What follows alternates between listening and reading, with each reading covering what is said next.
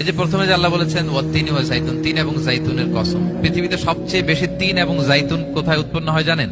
শাম দেশে, যেটা হাদিসের পরিভাষায় বলা হয় শাম, বর্তমান ফিলিস্তিন এবং সিরিয়া মিলে। তিন জাইতুন দিয়ে বেসিক্যালি আল্লাহ তাআলা ফিলিস্তিনের শপথ করেছেন, শাম দেশের শপথ, যেখানকার বেথলহামে ঈসা আলাইহিস সালাম, জিসাস ক্রাইস্ট, তিনি জন্মগ্রহণ করেছেন। তাহলে তিন জাইতুনের শপথের মাধ্যমে মূলত আল্লাহ তাআলা ঈসা আলাইহিস সালামের জন্মস্থানের শপথ করেছেন। এরপরে ওয়াতুরি সিনিন, সিনাই পর্বতের কসম।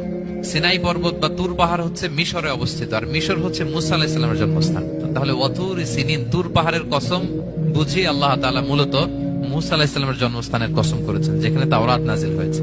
এরপরে ওয়াহাদাল বালাদিল আমিন, এ নিরাপদ শহর বলে আল্লাহ তাআলা মক্কা শহরকে বুঝিয়েছেন। আর মক্কা কার জন্মস্থান বলেন তো? মুহাম্মদুর রাসূলুল্লাহ সাল্লাল্লাহু আলাইহি ওয়াসাল্লাম, সাইয়্যিদুল মুরসালিন, খাতামুন নবিয়্যিন, রাহমাতাল লিল আলামিন, হাবিবুল্লাহ মুহাম্মদুর রাসূলুল্লাহ সাল্লাল্লাহু আলাইহি ওয়াসাল্লামের জন্মস্থান।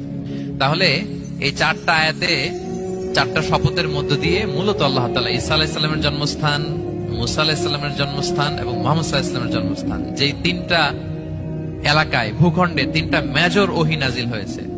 এক তো ঈসা আলাইহিস সালামের কাছে নাজিল হয়েছে ইনজিল কিতাব, আর একটা হচ্ছে তাওরাত। তাওরাত এমন কিতাব যে কিতাব দিয়ে হাজার হাজার নবীরা ফয়সালা করেছেন। বনি ইসরাইলের অনেক নবীর উপর কোন কিতাব নাজিল হয়নি, তার মানে তারা রসুল ছিলেন না, তারা নবী। তারা সবকিছু তাওরাত দিয়েই ফয়সালা করতেন। আর রাসূল সাল্লাল্লাহু আলাইহি ওয়াসাল্লামের উপর কোরআন নাজিল হয়েছে। তার মানে প্রথম চারটি শপথ দিয়ে বেসিক্যালি ইনজিলের শপথ, তাওরাতের শপথ এবং কোরআনের শপথ। বুঝতে পেরেছেন সবাই?